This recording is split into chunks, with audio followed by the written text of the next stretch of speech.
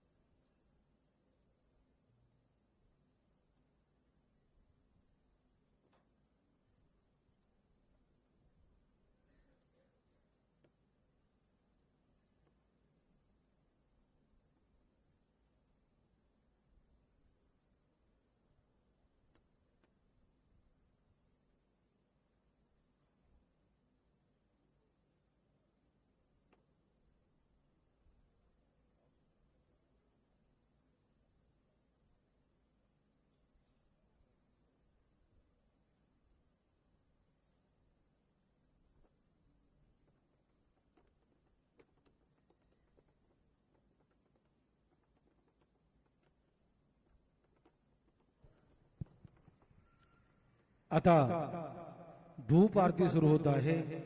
सर्वांनी एका सुरात आरती म्हणावी। अब धूप आरती शुरू हो रही है। आप सब एक सुर में आरती गाइए। श्री सच्चिदानंद सद्गुरु साईनाथ महाराज की जय। आरती साई बाबा सौख्यदातार जीवा चरण रजातली यावा दासा विसावा भक्ता विसावा। आरती साई बाबा जाळूनी आनंद सस्वरूपी राहे रंग मुमुक्षु जनादावी निज डोळा श्रीरंग डोळा श्रीरंग। आरती साई बाबा जया मनी जैसा भाव तया तैसानुभव दाविसी दया गना ऐसी तुझी हिमाव तुझी हिमाव।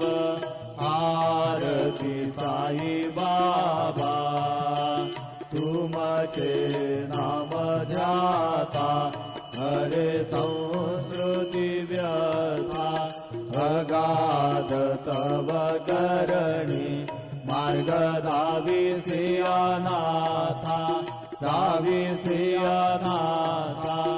आरती साई बाबा कलियुगी अवतार सगुण पर ब्रह्म साचार अवतीर्ण झालासे स्वामी दत्ता दिगंबर दत्ता दिगंबर। आरती साई बाबा आठा दिवसा गुरुवारी भक्त करी तिवारी प्रभु पद पाहावया भव भय निवारी भय निवारी। आरती साई बाबा माझा निज द्रव्य ठेवा तव चरण रज सेवा मागणे हेची आता तुम्हा देवाधिदेवा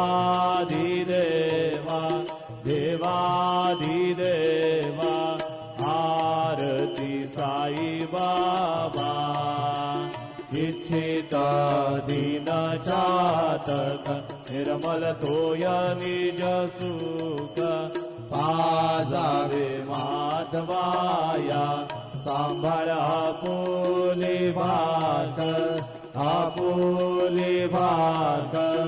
आरती साई बाबा सौख्यदातार जीवा चरण रजातली द्यावा दासा विसावा भक्ता विसावा आरती साई बाबा शिर्डी माझे पंढरपूर साई बाबा रमावर बाबा रमावर साई बाबा रमावर शुद्ध भक्ती चंद्रभागा भाव कुंडली गजागा कुंडली गजागा भाव कुंडली गजागा याहो याहो अवघेदन करू बाबांसी वंदन साईंसी वंदन करू बाबांसी वंदन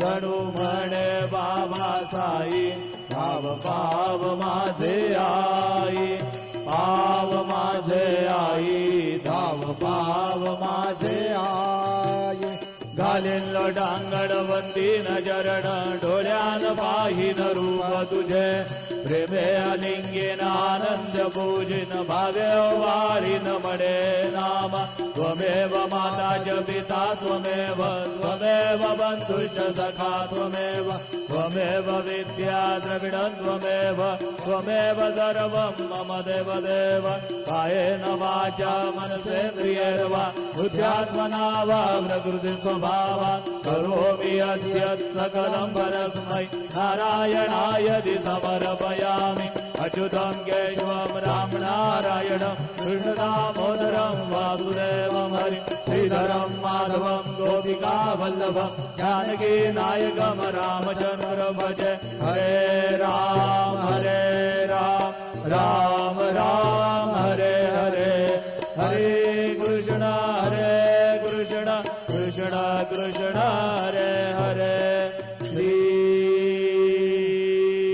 गुरुदेव दत्त अनंता तुला ते कसे रे स्तवावे अनंता तुला ते कसे रे नमावे अनंत मुखांचा शिणे शेष गाता नमस्कार साष्टांग श्री साईनाथा स्मरावे मनित्वत्पदा नित्य भावे पुरावे तरी भक्तीसाठी स्वभावे करावे जगातारुणी माय दाता नमस्कार साष्टांग श्री साईनाथा वसे जो सदा दावया संतलीला दिसे आद्य लोकान परी जो जनाला परी अंतरी ज्ञान कैवल्य दाता नमस्कार साष्टांग श्री साईनाथा वराला जन्म महामानवाचा नरासार्थका साधनी भूत साचा धरू साई प्रेमा गळाया हंता नमस्कार साष्टांग श्री साईनाथा करावे करिसा नलपज्ञबाला करावे अमाधन्य चुंबो निघाला मुखी घाल प्रेमे खरा ग्रासाता नमस्कार साष्टांग श्री साईनाथा सुरादी गजांच्या पदावंदिताती शुकादी गजांते समानत्व देती प्रयागादि तीर्थे पदी नम्र होता नमस्कार साष्टांग श्री साईनाथा तुझ्या ज्या पदा पाहता गोपवाली सदा रंगलीची स्वरूपी मिळाली करी रास क्रीडा सवे कृष्णनाथा नमस्कार साष्टांग श्री साईनाथा तुला मागतो मागणे कद्यावे करा जोडितो दीन अत्यंत भावे विमोहनी राज हातारी आता नमस्कार साष्टांग श्री साईनाथा ऐसा ये मा साई दिगंबरा अक्षय रूपावतारा सर्वै व्यापक तू श्रुतिसारा अनुसयात्रिकुमारा बाबा ये बा काशे स्नान जप प्रतिदिवशी उल्लापुरभिक्षे श्री निर्मल नदी तुंगा जलप्राशी नितरामाहुर्देशी ऐसा ये बा धूळे लोंबतसे वाम करी त्रिशूलमरुधारी भक्तावरद सदा सुखकारी देशिल मुक्तिचारी ऐसा ये बा पाये पादुका जपमाला कमंडलू मृगशाला धारण कर शिवा नागजटा मुकुट शोभतो माता ऐसा ये बा तत्पर तुझाया जय ध्यानी अक्षय ध्यांजय सदनी लक्ष्मी वास करी दिनरजनी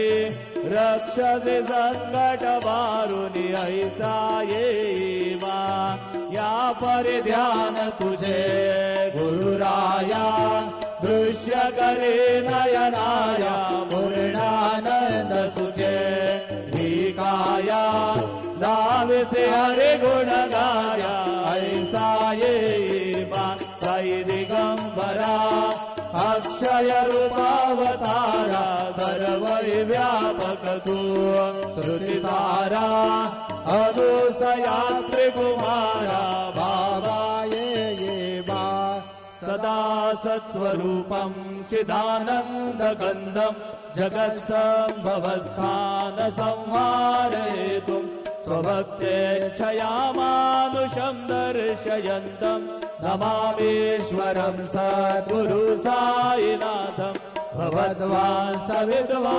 समार्ताण्डमीड्यं मनोवागतीतं मुनिर्ध्यानगम्यं जगद्व्यापकं निर्मलं निर्गुणत्वं नमामीश्वरं सद्गुरु साईनाथं भवाम्बोधिमगनार्दितानां जनानां स्वपादाश्रितानां स्वभक्तिप्रियाणां समुद्धारणार्थं कलौ सम्भवन्तं नमामीश्वरं सद्गुरु साईनाथं सदा निम्बवृक्षस्य मूलादिवासात् सुधास्राविणं तीर्थमप्यप्रियन्तं तरुङ्कल्पवृक्षादिकं साधयन्तं नमामीश्वरं सद्गुरु साईनाथं सदा कल्पवृक्षस्य तस्यादिमूले भवद्भावबुद्ध्या सपर्यादिसेवां नृणां कुर्वतां भुक्तिमुक्तिप्रदन्तं नमामीश्वरं सद्गुरु साईनाथम् अनेकाश्रुतातर्क्यलीलाविलासै समाविष्कृतेशानवास्वत्प्रभावम् अहं भावहीनं प्रसन्नात्मभावं नमामीश्वरं सद्गुरु साईनाथं सतां विश्वमाराममेवाभिरामं सदा सज्जनैः संस्तुतं सन्नमध्वि जनामोदनं भक्तवदराप्रदन्तं नमामीश्वरं सद्गुरु साईनाथम् अजन्माद्यमेकं परब्रह्म साक्षात् स्वयं सम्भवं राममेवावतीर्णं भवद्दर्शनात् सम्पुनिता प्रभोऽहं नमामीश्वरं सद्गुरु साईनाथम् श्री साईश कृपानिधे नृणां सर्वार्थसिद्धप्रदा युष्मत्पादरज प्रभावमतुलम् धाता विभक्ता क्षमा सदभक्त्या शरणं कृताञ्जलिपुट सम्प्रार्विदोऽस्मि प्रभो श्रीमत्साई परेश पादकमला नान्यच्छरण्यं मम साई रूपधर राघवोत्तमं भक्तकाम विबुधद्रुमं प्रभुं माययो महत चित्तशुद्धये चिन्तयाम्यहर्निशं मुदा शरत्सुधांशो प्रतिमं प्रकाश कृपापात्रं तव साईनाथ त्वदीयपादाब्ज समाश्रितानां स्वच्छाययाता करोतु उपासनादेव साईनाथ स्तवैर्मयोपासनिनास्तुतस्त्वं रमेत् मनोर्मे तव पादयुग्मे भृङ्गो यथाब्जे मकरन्दरुग्धः अनेकजलमार्जितपाप संशयो भवेद्भवत्पाद सरोजदर्शनात् क्षमस्व सर्वान् अपराध पुञ्जकान् प्रसीद साई सद्गुरु दयानिधे श्री साईनाथ चरणामृतपूर्ण चित्तास् तत्पाद सेवनरता सततञ्च भक्त्या संसारजन्य दुरितोद्भवनिर्गतास्ते कैवल्यधाम परमं समवाप्नुवन्ति स्तोत्रमेतत्पठेत् भक्त्या यो नरस्तन्मना सदा सद्गुरु साईनाथस्य कृपापात्रं भवेत् ध्रुवम् रुसो मम प्रियाम्बिकामजवरी पिता हि रुसो मम प्रियाङ्गना प्रियसुतात्मजा हि रुसो भगिनी बन्धुहि श्वशुरसासुबायि रुसो न दत्त गुरु साई मामजवरी कधीहि रुसो न सुनबायित्या मजन भ्रातृजाया पुसो न प्रिय सूयरे प्रिय सगे न ज्ञाति पुसो सुहृदना सखा स्वजन नाप्त बंधु पुसो करी न गुरु साई मामजवरी करी रुसो पुसो न बला मूले तरुण वृद्ध ही ना पुसो न गुरु धाकुटे मजन तोरसाने पुसो न च भले बुरे सुजन साधु ही ना पुसो हरि न गुरु साई मामजवरी कधी रुसो चतुरतत्त्ववित् विबुध प्राज्ञानी रुसो हि विदुषी स्त्रिया कुशल पंडिता हि रुसो महीपति यति भजक तापसी हि रुसो न दत्त गुरु साई मामजवरी कधी रुसो कवि ऋषि मुनि अनघ सिद्ध योगी रुसो हि गृह देवता निकुल ग्राम देवी रुसो खल पिशाच हि मलिन डाकिनी रुसो न दत्त गुरु साई मामजवरी कधी रुसो मृग खग कृमि अखिल जीव जन्तु रुसो विटपग्रस्तर अचल आपगाब्धि रुसो पवनाग्निवारवनि पंचतत्वे रुसो न दत्त गुरु साई मामजवरी कधी रुसो विमल किन्नर अमल यक्षणी रुसो शशि खगादिः गगनि तारकायि रुसो अमर राजहि अधय धर्म राजा रुसो दत्त गुरु साई मामजवरी कधी रुसो मन सरस्वती चपल चित्तते रुसो रुसो वपुदिशाखिला कठिन काल तो हि रुसो रुसो सकल विश्व ये मायितो ब्राह्म गोलं रुसो नदात गुरु साई माझवरी कधीही रुसो विमूढ मनुनी असो मजन मत्सराहीडसो पदाभिरुचि उल्लसो जनन गर्दमी नाभसो दुर्गधृतीचा धसो अशिव भाव मागे कसो प्रपंची मन हेरुसो दृढ विरक्तीचे ते ठसो कुणाची घृणा नसो न च स्पृहा कशाची असो सदैव हृदये वसो मनसि ध्यानि साई वसो पदे प्रणय रसो निखिल दृश्य बाबा दिसो अदत्त गुरु साई मा उपरियाचने लारुसो हरि ओम यज्ञेन यज्ञमय जन्त देवास स्थानि धर्माणि प्रथमान्यासन्न तेहनागम महिमान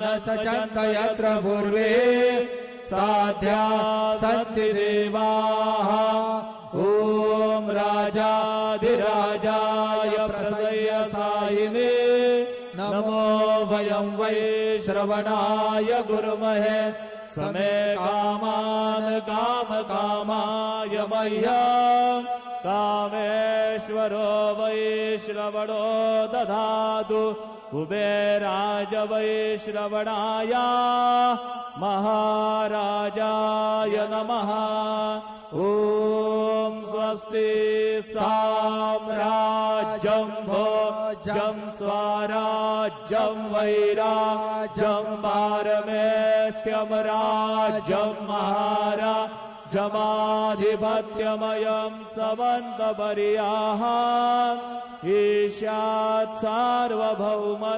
सार्वायुषान्तादात् परार्धात् पृथिव्यै समुद्रपर्यन्ताया एकराळतिरुदप्येष श्लोको विगीतो मरुतः परिवेष्टारो मरुतस्यावसङ्गृहे आवीक्षितस्य कामप्रीर्विश्वे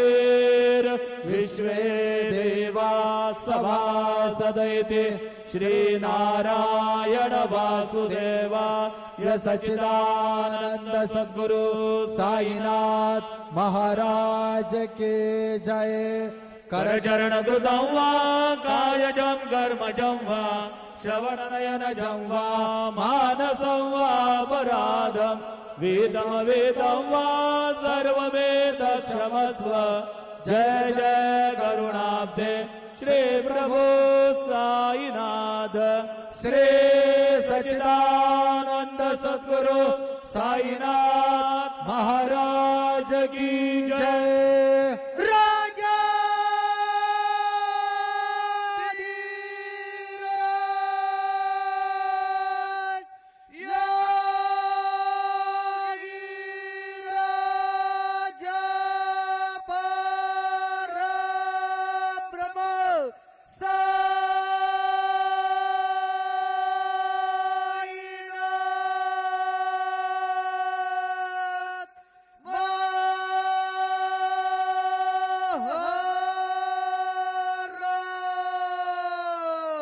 श्री सच्चिदानंद सद्गुरु साईनाथ महाराज की जय। हरि ओम उद्बुद्ध स्वाग्ने प्रतिजागृहीत्वमिष्टापूर्ते सद्गुंसृजे धामयञ्च अस्मिन् सदस्ते अद्युत्तरस्मिन् विश्वे देवा जजमानश्च सीदत यं ब्रह्मा वरुणेन्द्र रुद्रमरुतस्तुन्वन्ति दिव्यैस्तवैर्वेदैः साङ्गपदक्रमोपनिषदैर्गायन्ति यं सामगाः ध्यानावस्थिततद्गतेन मनसा पश्यन्ति यं योगिनो यस्यान्दन्न विदुःसुरासुरगणा देवाय तस्मै नमः। गुरुर्ब्रह्मा गुरुर्विष्णु गुरुर्देवो महेश्वरः गुरुः साक्षात् परब्रह्म तस्मै श्री गुरवे नमः। सद्गुरु साईनाथ देवताभ्यो नमः। सायं पूजनार्थे चरणकमलेभ्यो नमः। चन्दनं समर्पयामि त्वाङ्गन्धर्वा अखडौस्त्वामिन्द्रस्त्वां बृहस्पतिः त्वामोखधे सोमो राजाभिद्वान्यक्ष्मादमुच्यत। चन्दनं समर्पयामि चन्दनस्योपरि अक्षतां समर्पयामि। कुलायिनी घृतवती पुरन्धिः स्योने सीदसदने पृथिव्याः अभित्वा रुद्राभ्वसवो गृह्णन्त्विमा ब्रह्मभिः सौभगायाश्विनाध्वर्जूषा दयतामिह त्वा हरिद्रादि सकल सौभाग्यमाङ्गलिकद्रव्याणि समर्पयामि। ऋतुकालोद्भवपुष्पं समर्पयामि। ओखधीः प्रतिबोधद्वं पुष्पवतीः प्रसूवरीः अश्वा इव सजिद्वरिर्विरुधः पारैष्णवाः ऋतुकालोद्भव पुष्पाणि समर्पयामि। सायङ्काले नैवेद्यः